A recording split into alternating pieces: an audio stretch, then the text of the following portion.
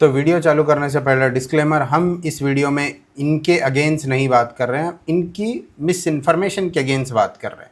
तो चलिए शुरू करते हैं।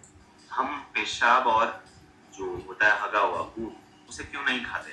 रीजन ये नहीं है इसका कि हम उसे इसलिए नहीं खाते कि वो बास मारता है। रीजन ये है कि यू देखो, हम मल मूत्र इसीलिए नहीं खाते हैं या पीते हैं क्योंकि उसके पीछे एक बेसिक बायोलॉजी का एक एवोल्यूशनरी कॉन्सेप्ट है, वो मैं किसी और दिन समझाऊंगा।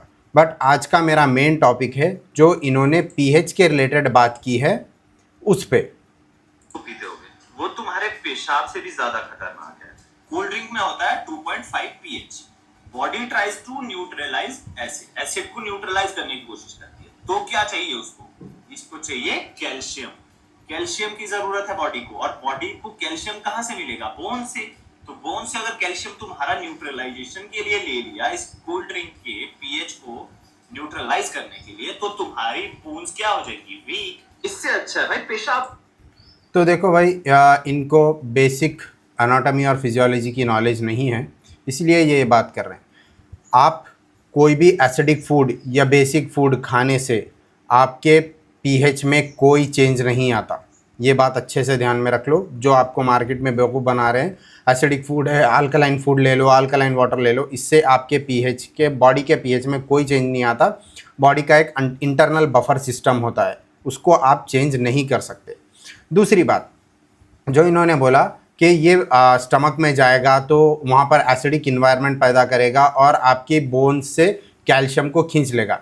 फर्स्ट ऑफ ऑल, आपके बोन के कैल्शियम से और आप पेट में एसिडिक, स्टमक में एसिडिक होने से कोई रिलेशन नहीं है, कोई इफेक्ट नहीं होता। जो कैल्शियम एसिडिक इन्वायरमेंट को थोड़ा बहुत न्यूट्रलाइज करने के लिए यूज़ होता है वो डाइटरी कैल्शियम होता है, ना कि आपके बोन का कैल्शियम।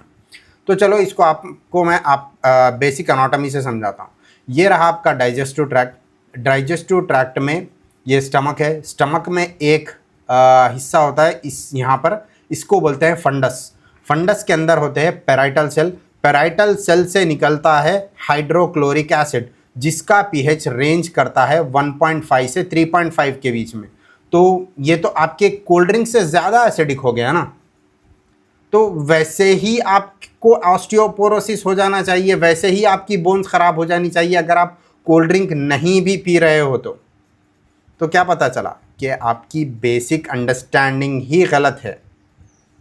चलो समझ लेते हैं, आपको एक तसल्ली दे देते हैं। ठीक है, आप बोल रहे हो तो हम समझ लेंगे कि बोन से कैल्शियम निकल रहा है। ओके, तो आपको फिर दो हार्मोन्स का गेम समझना पड़ेगा। एक हार्मोन आपके थायराइड ग्लैंड से निकलता है, दूसरा हार्मोन आपके पैराथायराइड ग्लैंड से निकलता है। ये थायराइड के पीछे ही लगा होता है।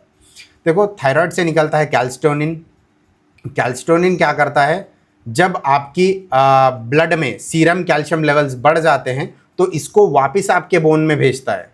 और थायराइड ग्लैंड के साथ ही होता है पैराथायराइड ग्लैंड। ये अगर आपके बॉडी में लाइक ब्लड में सीरम कैल्शियम लेवल्स कम हो गए तब ये आपके बोन से कैल्शियम निकालता है। तो आपकी बॉडी बहुत स्मार्ट है, वो अपने आप को बचाना जानती है, और आपको बेसिक एनाटॉमी की नॉलेज नहीं है और आप लेक्चर दे रहे हो एजुकेशन से रिलेटेड। वो तो आपको, और ये तो बहुत गलत है क्योंकि इस चीजें मत पियो। जो कैपिटलिस्ट लोग हैं उनकी हो जाए। पढ़ा क्यों जाता है? नॉलेज के लिए। नॉलेज से क्या आती है? समझ। तुम समझ नहीं बने हो, नॉलेज से तुम्हारे पास आया है गू खाने के लिए दिमाग, और इससे ज्यादा कुछ भी नहीं।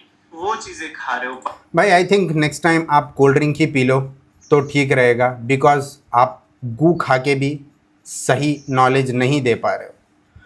आई होप आपको कुछ नया सीखने को मिला होगा।